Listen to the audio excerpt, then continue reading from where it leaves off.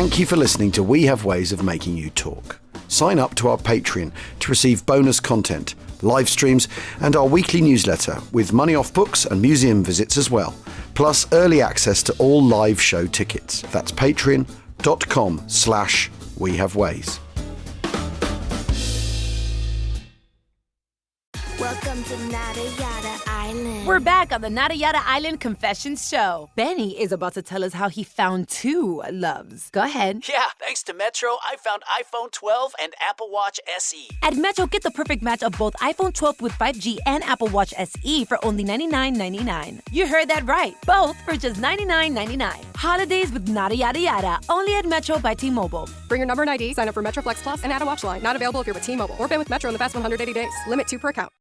Time to work on your gift list with Black Friday deals at the Home Depot.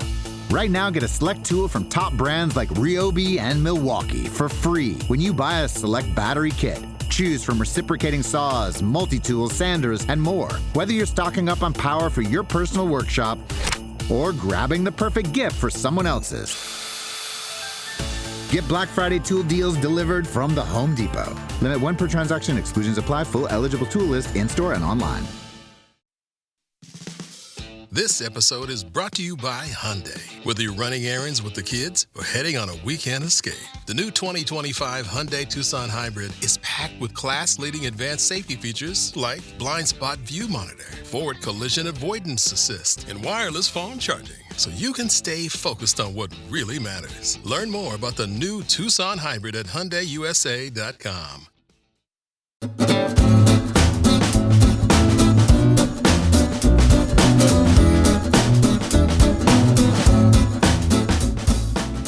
Achtung. Welcome to We Have Ways of Making You Talk, the Second World War podcast with me, Al Murray, and James Holland. How you doing, Jim? Yeah, no, not bad actually. I'm just I'm deep into Victory 45. Great, yeah.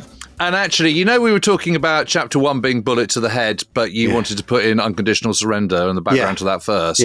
Yeah. And so you sent me over some stuff, which I've been going over and adding to a little bit. So actually, I think it'd be much better to make that the prologue. Right, okay. And then chapter 1 is bullet to the head. Because otherwise the seg from the balmy lawn of Sunday, January the 24th, 1943 to the war-torn ruins of the Reichschancellery, it's just too much of a segue. Oh, okay, it's too much of a jump edit. Okay, fine. Too much of a jump edit, I think. I think the prologue sets it up really nicely, and I think it's pretty strong. I'm going to send that over to you shortly. It's very interesting, isn't it? The politics, the tangle that the Americans get themselves into trying to deal with the Vichy French. It's like because it's like basically a 2-month window. It's another one. It's one of those things where had Darlan not been assassinated, had they had to then live with that for the rest of the war or for longer in the war, you wonder what distortions it would have, where things would have headed in the meantime. You know what I mean? Yeah. Well, you've done this great line saying it was incredibly definite without being definite at all, because it was sort of spectacularly vague, but at the same time, everyone knew exactly where they stood. It's interesting because I've been thinking, I was reading over what you'd written, and it's a very interesting experience co-writing a book. It is, isn't it? Particularly on this, where it absolutely is. Because we've been chopping and changing. You do a chapter, I do a chapter, but this is absolutely a co-written chapter. Yeah, and that's, I think, is something unique and new for me. But I think it's working. You're coping. But I think it's really interesting, isn't it? Because when Roosevelt has his Damascene moment in May 1940, that actually America needs to step up to the plate and really get into gear big time and create 50,000 aircraft a year, et cetera, et cetera, et cetera. Yeah. He's obviously thinking that through the prism of what victory looks like. He's not thinking of defeat. He's thinking, right, we're going to win them. We're going to win these bastards. We're going to beat these bastards by outproducing them and outsmarting them and being just cleverer than them. And it's going to take a little while. But he's obviously clearly already thinking about this stuff, because otherwise, what's the Atlantic Charter about? Well, what he's not thinking is how can I string this war along so that American markets do well out of it, or whatever, which is often the accusation, is that it's just business to the Americans. Everything's just business. One of the criticisms, certainly a post-war criticism of the US, and it's, in military-industrial complex. This thing Eisenhower himself says 20 years later, basically, kind of goes, you've got to be careful because the military-industrial complex in this country is the tail wagging the dog, blah, blah, blah. But Roosevelt's thinking, we need to win the war, or when we get involved, we're going to want to get this over with quickly. This needs sorting, this needs fixing, and he's doing immediately. And so you're absolutely right. He has this moment of real clarity, and it's an interesting thing for him to be thinking, given the fact that is a very big ball to roll up the hill politically. With an election to fight, particularly when you've come into power in 1932 on an isolationist ticket, and that hasn't really changed in 1939. Yeah, it is amazing. Although, I mean, there is this argument, isn't there, that the Americans are militarily isolationist, but they're certainly not isolationist in terms of their capital. It's American money in Germany that's the part of the issue. That's part. Yeah, they're militarily isolationist. Exactly, but if he's thinking beyond, if he's thinking bigger picture than simply being a military isolationist, he's thinking. We took our money out of Germany when the crash happened, or the money came gurgling out of Germany when the crash happened. And that's the thing he's thinking, we need a stable Europe one way or another, either militarily or financially or whatever, because I think the second American offensive, if you want, is the Marshall Plan, isn't it? That after the war, they pump money into Europe to make sure. Yes, but there's a straight line between that and the Atlantic Charter, isn't there? Yeah, between all of it. A right to self-determination, a world free of wanton fear. Well, yeah, unless of course you're an Arab in Vichy France in 1942, the turn of 42 to 43, and the Americans thinking, oh God, there's a headache we don't need to deal with. We'll leave basically Vichy in power, badge it as Free French. Carry on. Yes, but it doesn't sit easy with him, does it? It doesn't sit easy with Roosevelt. Other people are very happy to kind of take that realpolitik approach, but he feels really disturbed by it. And it's interesting because when he flies into the Gambia, and he's appalled by what he sees. Yeah. The poverty and all the rest of it. And it, definitely hardens his anti-colonial stance. I mean, no room to get into all that in the prologue of Victory 45, but it's interesting. But also, he's a politician after all. He's not a State Department guy who's hedging and fudging, is he? He knows that if he says a thing publicly, then it's going to fix the position, and maybe later he'll have to alter course, because he's altered course. The minute you put politics into this beyond, because I think what's really interesting is he arrives. After all that cat's cradle, he basically arrives in Morocco and goes, you know what? Unconditional surrender. Sod this. This doesn't work. His core political sense is how to make these statements, set direction, set course. That's his core political sense, in a way that some generals and some wonks and OSS people are only ever going to think this is a sort of clever solution. Whereas in a way, unconditional surrender kind of in certain ways isn't very clever. It's like, no, that we're going to stick to one thing. You know what I mean? It's not, it's brilliant, but and it's simple. What it isn't is a sort of complex fudge that the spooks and all those people are trying to pull off in North Africa. I think it's so interesting that this is why we're still talking about this subject. 5 years since we started, Jim. I woke up this morning and I was sort of lying in bed and sort of thinking about life. Crikey, it's over 5 years since we've been doing this. We're coming, in April next year, it'll be 6 years we've been doing this. Yep. What's changed since then? How has my thoughts on the Second World War changed since April 2019? And there's been some fantastic little switches. It's great. Yeah. What is it for you? I suppose for me, it's Barbarossa. Yeah. It's Arnhem and Market Garden, of course. Yeah, obviously. Yeah. It's global shipping. Yeah. It's a blitz. Well, I've just finished Andy Saunders' book called Lone Wolf, which is about Richard Stevens, who was a night fighter pilot who would go out in a hurricane on his own with the canopy open. He apparently had extraordinary night vision. And what he'd do is he'd go up in his hurricane on his own, literally with the canopy open so he could see clearly, and he'd look for where there was flak, and then he'd fly to where there was flak. Very often not telling anyone what he was doing, very often not being vectored. He wasn't interested in that. He'd go look where there was flak, because he knew the flak was being fired at possible targets, and then he'd go shoot bombers down, and he shot loads of people down. And there's one description of he shoots a Heinkel down, and his plane is so close when it happens. His plane is smeared with blood and oil all over his hurricane when he comes back to land. Horrible. Yeah, and so the thing I've been really leaning into is how horrible it all is. This is a story of great human drama and adventure, and also the real politique and the clever people getting to grips with intractable problems and all that stuff. But it's also, there are people who say, "Oh, you're only interested in the war because you want to glorify it," or absolutely not. The thing I'm learning more and more and more and more is what a complete catastrophe this is on every level for everyone in every way imaginable. Think if the American economy didn't have to produce 40,000 fighter planes a year or whatever. What if it was able to produce fridges for the entire planet or something? You know what I mean? That's very much what Roosevelt would like to be doing, isn't it? And I've also, so I've been reading that, and then I was looking at Richard Evans' book, Hitler's People. The chapter on Speer is really, really good because it's like, whatever Speer may have said, just look at the raw numbers of who was working for him, who they were, what they were doing. There's just, there's just absolutely no way. He's despicable, isn't he? He's absolutely gets away with it. He's despicable, and it is diabolical that he's allowed to get away with it. And it's people who damn well should know better. And the idea that he basically passes it all down to Fritz Saukel and says, "Oh, it was him, it wasn't me," is it's just unbelievable. It's just sort of amazing. Yeah. I mean, this is the other thing. And again, this is the other knock-on thing. Production, economies. Evans makes the point that for all of Speer's spin about how many fighter planes they were producing, and people go, well, the British weren't, they had that really great year in 1944 where the Germans were producing all these planes, it's amazing. And the British aren't able to, don't produce as many or whatever. Well, who cares? Soviets and the Americans as well. Doesn't matter.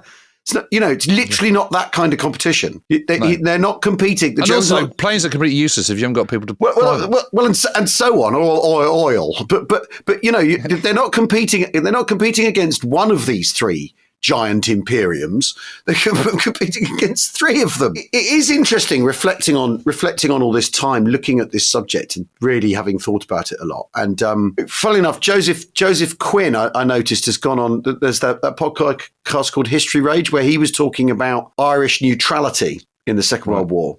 And I think is he rageful about that? He is very rageful. He says that Ireland wasn't neutral at all, actually. Ireland was, doing some conscious cooperation whilst affecting a pose of neutrality, and that people it was Churchill after the war basically who paints this picture that Irish didn't really help as much as they could have done, and he says that's just not true. And particularly when you see how many people enlist, how many people from the Republic or the Free State at the time, how many people enlist in the British Imperial Armed Forces, it's kind of like can't really. It's about 8,000, isn't it?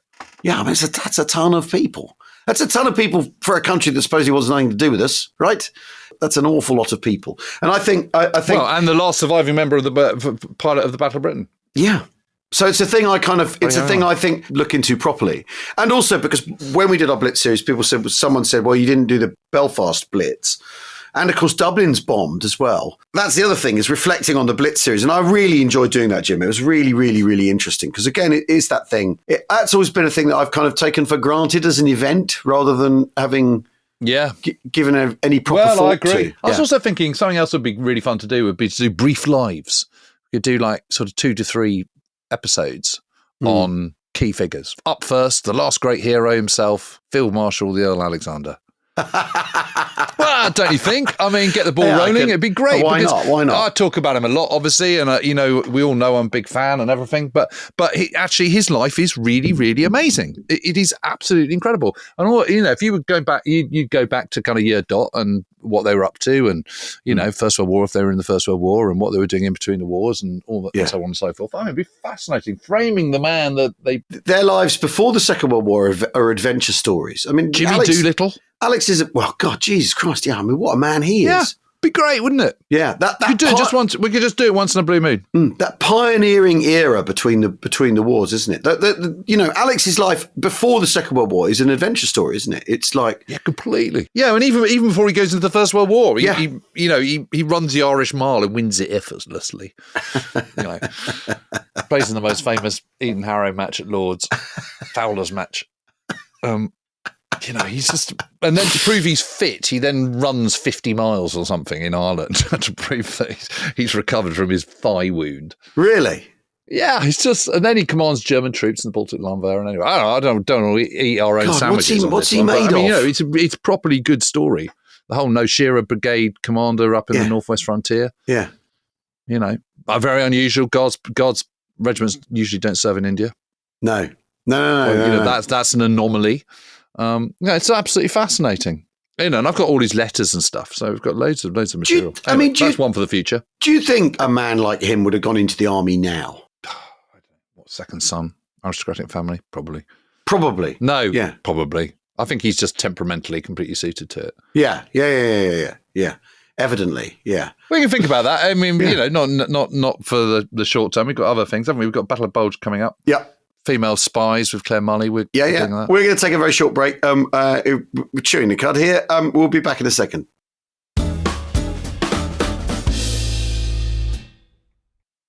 'Tis the season to share the joy with the Instax Mini 40 Instant Camera. With a classic design, you can capture each and every festive moment and print them out on the spot. Make this holiday season unforgettable and gift the Instax Mini 40 Instant Camera. Don't just take, give. Visit instaxus.com to shop. I'm William Googe, a viewer, collaborator, and professional ultra runner from the UK. I love to tackle endurance runs around the world, including a 55-day, 3,064-mile run across the US. So I know a thing or two about performance wear. When it comes to relaxing, I look for something ultra versatile and comfy. The Ponto Performance Jogger from Vuori is perfect for all of those things. It's the comfiest jogger I've ever worn.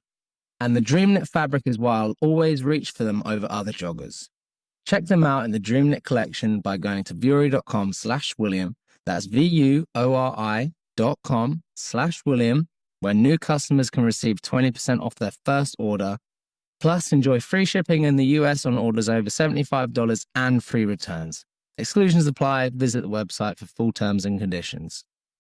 Travel is all about choosing your own adventure. With your Chase Sapphire Reserve card, sometimes that means a ski trip at a luxury lodge in the Swiss Alps with a few of your closest friends. And other times, it means a resort on a private beach with no one else in sight. Wherever you decide to go, find the detail that moves you with unique benefits at hand-selected hotels from Sapphire Reserve. Chase, make more of what's yours. Learn more at chase.com/Sapphire Reserve. Cards issued by JP Morgan Chase Bank, N.A. member FDIC, subject to credit approval.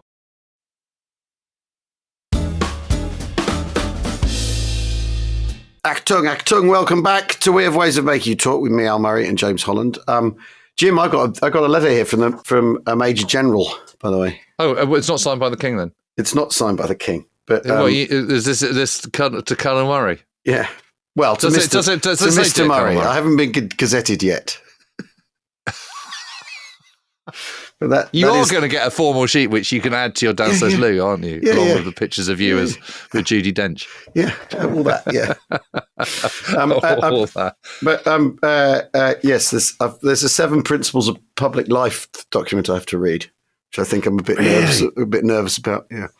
That for those. It's all getting a bit serious now that you actually have got. You're signing up to some key responsibilities. Yes, yeah. And I've got to be mindful of my security implications of any content that I may post on social media.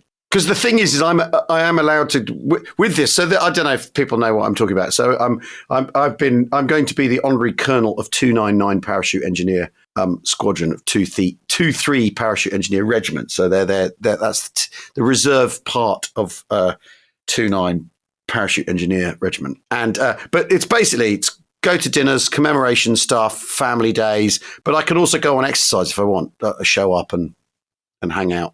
Come on, Chad, show me what's going on. And I think that's the security implications part. What would be more fun than sitting in Land Rover at 4 o'clock in the morning, falling asleep with a cup of coffee in my lap? I mean, brilliant. What else could anyone want? Now, the other day, we in fact, the day I went to Galway, we took an M10 across Lambeth Bridge, didn't we? Not a tank. Not a tank. That was great fun, wasn't rubber it? tracks as well, so we didn't tear up the tarmac and haven't been billed. I mean, it's bad enough you getting speeding tickets in Holland. The last thing we want is a bill for new tarmac on Lambeth Bridge. The problem is I've got to pay for that, and that means I've got to ring up the bank and give them an IBAN code and all that kind of stuff. And it's just, and in fact, actually, it might have been you anyway. It may have been me. I don't think it was, though, because I drove on the last day. Anyway, it doesn't matter. We'll go halves. I mean, I thought that was great fun. And it was brilliant. And I love pulling up at the Pelican Crossing. Yeah. Stopping for traffic lights. Yes. At the Beluga Beacon. Yeah. Yes, of course. Someone shouted up to me, we can't shoot that. We've been told no property damage or whatever. You know, the line from Band of Brothers as we trundled along. No, it was great fun, wasn't it? And fantastic to launch We Have Ways Fest 5. V for Victory, putting the fun into Fünf. Camp into Kampfgruppe, and that's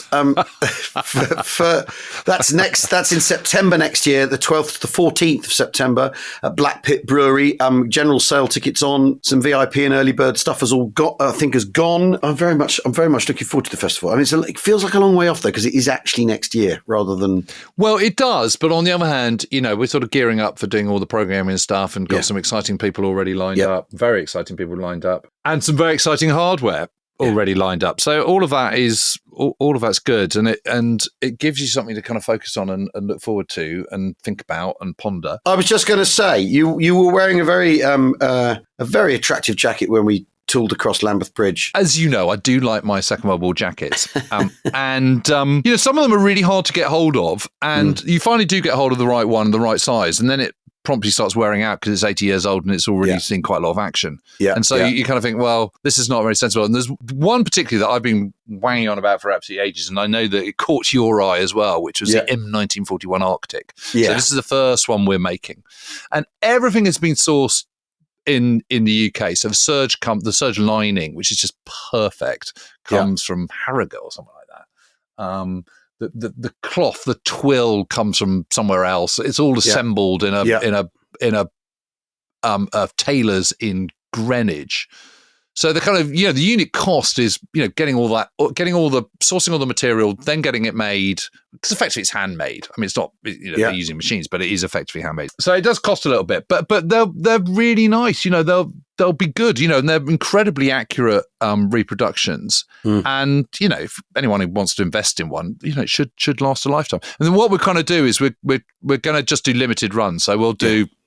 So this first one, we're only going to make 531 of them. And that's because that is the days of combat that the US 3rd Infantry Division saw. And they were one of the units that used these jackets. And so we thought we'd just make 531. Once they've gone, and that's it. And then they'll be made again. Well, certainly not by us. I think they'll be on sale in maybe end of January, beginning of February, something like that. Yeah, well, the prototype you were wearing is absolutely fantastic. But that's only sample 1. So we're now got sample 2 coming. And we're making you one specially. Oh, right. So should we do some questions? Yes. Okay, where do we want to start? Paul Thompson, snipers. You hear a lot about snipers or being sniped at. How much did each nation have? Okay, so there's a big difference between snipers and snipers. So the snipers, as in Stalingrad, with scopes and all the rest of it, and proper trained snipers. And there's Germans in a tree in Normandy, and rifleman. The two things are not. There's riflemen. Schütze. They're just riflemen. Yeah. And there's a massive difference. So numbers of snipers who are trained snipers with Aldous scopes or whatever they've got on them, very few. Yeah. In the big scheme of things. Yeah. In a lone spot in a tree or behind a hedge with a rifle. Obviously, lots and lots and lots. Yeah, I mean, in Normandy, I can't remember which division it is, but basically the GOC says, can we stop calling them snipers, please? Because that's putting the wind up people. Let's report them as riflemen, please, from now on, that there are riflemen staying behind or riflemen taking pot shots, that it's not elite German snipers picking people off mercilessly, because there's obviously if you're being pot shots are being taken at you, the argument could be that, well, you're being careless, if you're being visible, if you're making yourself obvious, if the officers are giving away who they are, because that's who, supposedly who snipers are aiming at, isn't it? It's a fellow with a map case, it's someone with his pips, it's all that sort of stuff. And there is a moment in Normandy, I can't remember who it is, but it's kind of like not snipers, riflemen. It's random riflemen taking pot shots. Thanks very much. Yeah. And these are discipline questions of you moving around your positions properly or whatever. If you're being picked off, it's because you're giving someone a target, right? there are snipers in the British Army, aren't there, who are essentially scouts, really, aren't they? It's really what they're doing. So basically someone with Lee Enfield with a scope on it. And who's going forward and having a look as much as anything else, rather than knocking people off. But I mean, it's interesting, isn't it? Because sniper makes it sound like the enemy's sort of dedicated and steely-eyed. There's just something about the implication of the word. How many actual trained snipers there were? I'm not sure. I don't know, but there were, Well, Saving Private Ryan has a lot to answer for, isn't it? At the old church in Arnhem, talking to a veteran and him saying, "Everyone hates snipers, of course, mate. There was one up in that tree over there. Everyone hates them because it's personal and it's murderous, isn't it? Rather than it's deliberate. Rather than you're trying to keep their heads down or you're knocking it's about the selecting and the cold-blooded nature of it or something, isn't it? I like this question from Charlie Barnes. It says, what would have been the effect of Zhukov and Montgomery exchanging roles in 1944 and 1945, given their totally different approaches to war? A what-if question. Well, that is a what-if question. Well, I've do a pretty good stab at this. Go on. I don't think there'd be much of a British Army left in 1945. They'd all be dead. And we'd have lost our seat at the top table. Well, maybe, but let's say they're operating within their systems. They're both very, very clever people, right? So let's say Monty is a Stalin general. Then I think he would then behave like one, right? If he's told lives are no object, crack on, then maybe that's what he'd do. And Zhukov would go steel, not flesh. I don't know, because he's a clever man too. It's hard to say, isn't it? I sort of have this vague sense that Zhukov is wired in a different way. Yeah. Well, I don't think he'd be able to resist it. But I don't think. I mean, you've only got to look at the opening attack of crossing the Oder. Yeah. And the Zelo Heights. It's Zelo Heights absolute carnage to be all carnages. It's complete people to burn, isn't it? Oh God, it's unbelievable how wasteful he is in that battle. When's that start? On the 16th of April or something like that. Yeah, 1945. It's just incredible. Yeah. They're just absolutely slaughtered. None of it's pretty, is it? It's very interesting though, because there's the moment right at the end of the war after when they invade bits of Japan, the Soviets, and they take an absolute kicking trying to land on one of the islands, like a real it's a bloodbath. American historians pointed that and go, see, it would have been really, really difficult to invade Japanese occupied Japan bits, right? But actually, maybe it's just the Soviets go chuck people in. You know what I mean? It's hard to call, because when you look at how as you say, when you look at how the way the Soviets have been doing things tactically up to this point, it's not like they particularly care about their guys much, is it? It's very weird. It's very odd. Zhukov, though, you don't get to the top of that system and be wired like normal people, right? You say he's wired differently. Just don't. So Christian Rutherford says, what was the point of creating elaborate camouflage designs on World War II aircraft only to undermine them with garish insignia? Let's devise a scheme of subtle mottled greys and then paint the entire nose bright yellow. So you are referring to, of course, Messerschmitts. Is that JG54 or JG26? I can't remember which were the yellow nose ones, but anyway, or was it JG52? Anyway, one of those. I can't remember off the top of my head. But so I think what's going on here is in the 1930s, before the war, they're thinking, well, we need to camouflage our planes, so they camouflage them. And then the practicalities of war are such that the Luftwaffe is on the attack and gets very cocky and basically is ruling the roost. So they don't need to camouflage them in quite the same way. But you're not going to kind of paint them all yellow and pink and green. Yeah. But what they are discovering is that they haven't got interconnecting radio systems and they haven't got ground control as much in 1940. And they do need to be able to see who's who. And the best way to see who's who is to have really, really bright engine cowling. And it's basically as simple as that. And they just realize they do continue to camouflage, and when they're on the back foot, they get rid of all the yellow noses and stuff. I mean, you don't have yellow noses in North Africa, for example. The Luftwaffe in late 1941, their stations, their air bases are completely lit up, right? And the Germans are flying with their navigation lights on. So all you really have to do is you go and you loiter with your lights off, obviously in a blacked out aircraft. You go and loiter around a German airfield, and these guys just turn up and you can shoot them down. And you shoot them down as they're landing, so they think they're safe. They're on the home straight. Not the last time, but penultimate time I went up in a Spitfire. It was out of Biggin Hill for a telly. and there was another Spitfire out at the same time. And you look down, and the grey and the green work as camouflage. It's hard to spot. It's tricky to spot, and the roundels are obviously for when you get closer and before you engage it by accident, right? Because what you see out the corner of your eye is motion rather than an airframe shape necessarily to start with, right? Yeah, and because the camouflage works, the grey and green, the late second RAF scheme, the later RAF scheme actually works. It's extraordinary. And you'd think, what, how, why? But actually, it's a good enough blend of the grey is a sort of anonymous enough colour that your eye doesn't quite clock it. So interesting. And also, obviously, the splinter design on the ships works, doesn't it? Yeah, the dazzle pattern works really, really well, doesn't it? Yeah. Right. Now, Greg Stewart asks, and I know what's going to happen now, why was the British submarine arm so bad? Says who, Greg? I mean, what? Who says the submarine arm that bad? Have you not looked at the 10th Submarine Flotilla operating out of Malta? Have you not looked at Ben Bryant? Have you not looked at Lieutenant Commander Wanklin, VC?